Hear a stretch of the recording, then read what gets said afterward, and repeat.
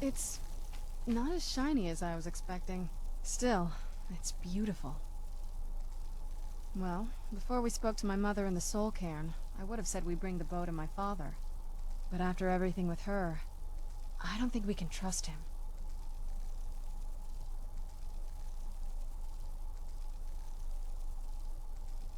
I keep thinking that there's got to be another way, but he'll turn on us both the moment he gets the chance. No, he has to die. We have no choice. Thank you. Somehow I knew you'd understand.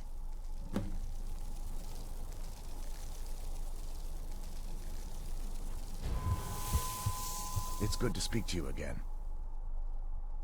I feel nothing but sympathy for the betrayed, despite my actions against them. But I'm afraid that they're well beyond a cure at this point.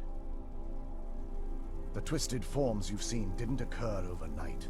It isn't a plague or a disease that ravaged our species. The dwarves may have stolen their sight, but it took many generations for them to become what they are today. Perhaps they'll never return to their former appearance, but over the centuries, I've noticed a rise in their intellect. If a line of communication could be established with them, maybe they can find peace. It's the only way they'll discover that they weren't always malignant. They were once a proud and prosperous race. The bow was said to be carried by Auriel himself into battle against the forces of Lorkhan in ancient and mythic times. Its craftsmanship has no equal anywhere within Tamriel, and possibly beyond. The bow draws its power from Aetherius itself, channeling it through the sun. Therefore, when an arrow is loosed from the bow, it produces a magical effect very similar to being burned by fire. That's actually only a fraction of its potential. With sun-hallowed arrows, you would be able to produce a much more spectacular effect, causing bursts of sunlight to envelop your foes. The sunbursts would certainly hurt anything, but is especially devastating to the undead.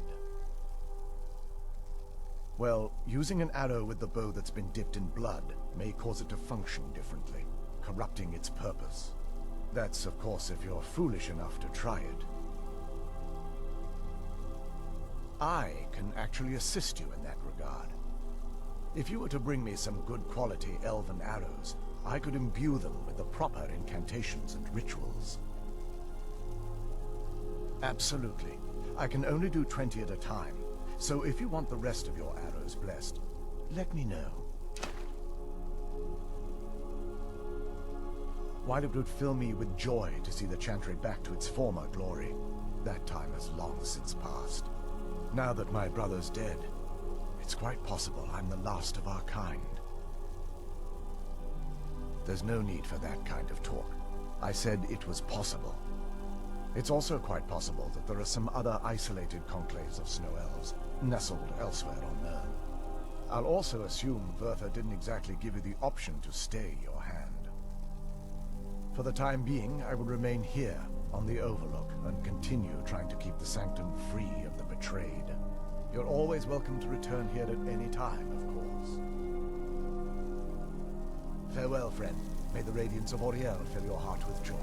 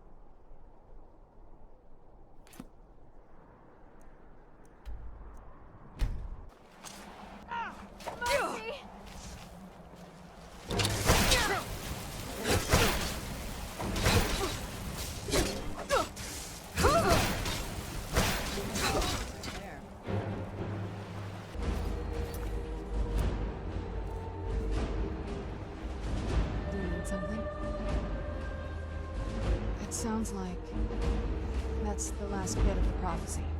Sure. Do you have any arrows, though?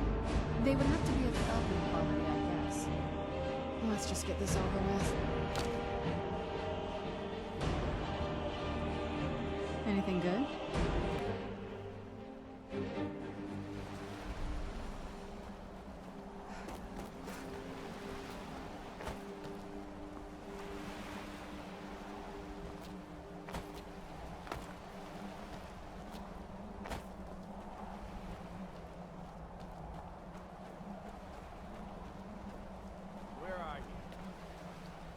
Where'd you come from?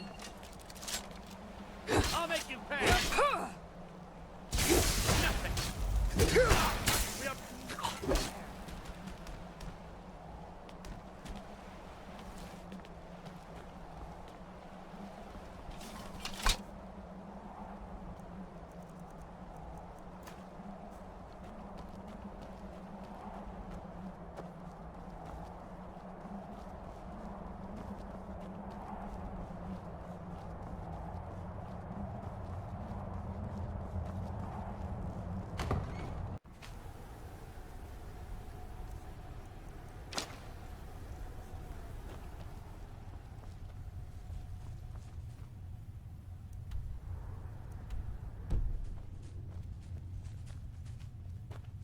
I have everything I need right here.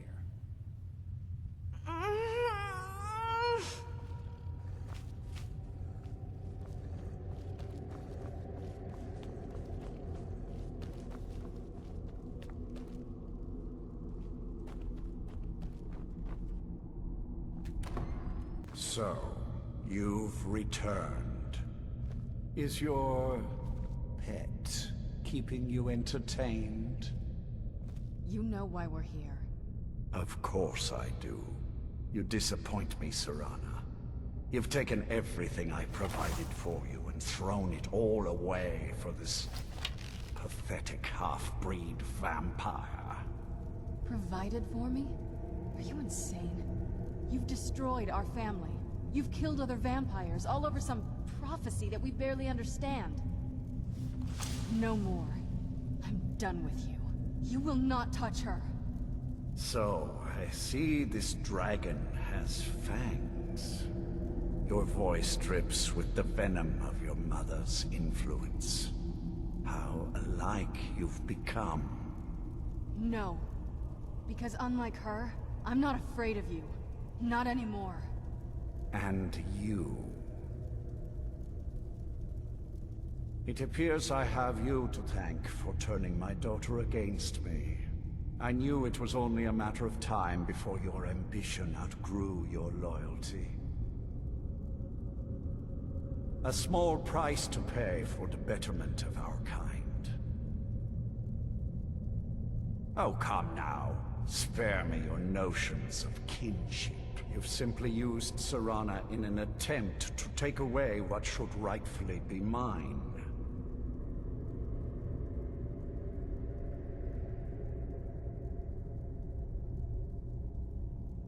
Ah, I see you've been speaking to Valerica, and she's convinced you that eternal night will plunge us into war with daytime dwellers.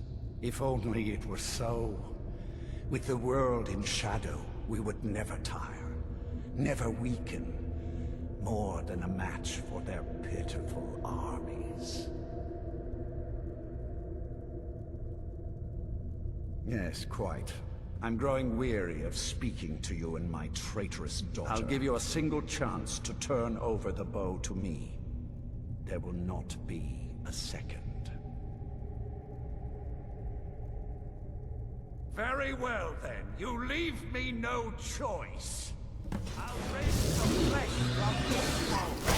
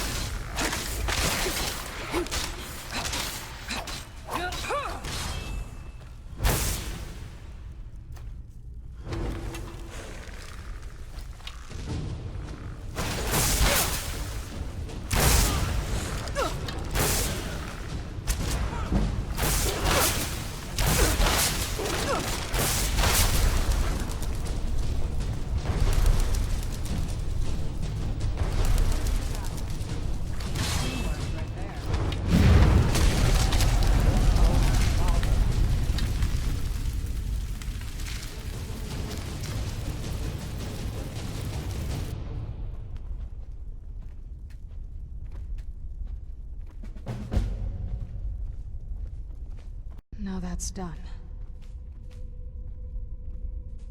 I'm not sure. I'll probably stay here, for as long as they'll let me.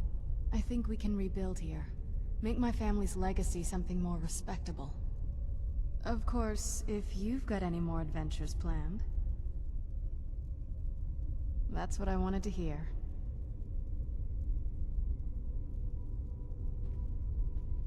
Lord Harkon defeated. I never imagined I'd see the day. My lady, you have my deepest sympathy.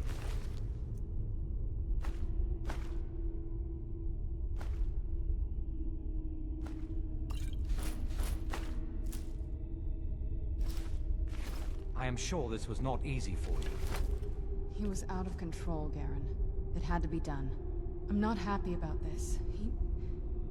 He was still my father. But I suppose my father really died a long time ago. This was just the end of something else. Of course, my dear. All will be well now. My congratulations on defeating Harkon. Clearly, you are the superior vampire. You are the new master. We bow to your power. A power which, I note, includes Oriel's bow. The castle, of course, is yours. We shall follow you, and help spread your influence across Skyrim. I've learned the whereabouts of a troublesome Dawnguard member. You will track him down and dispose of him.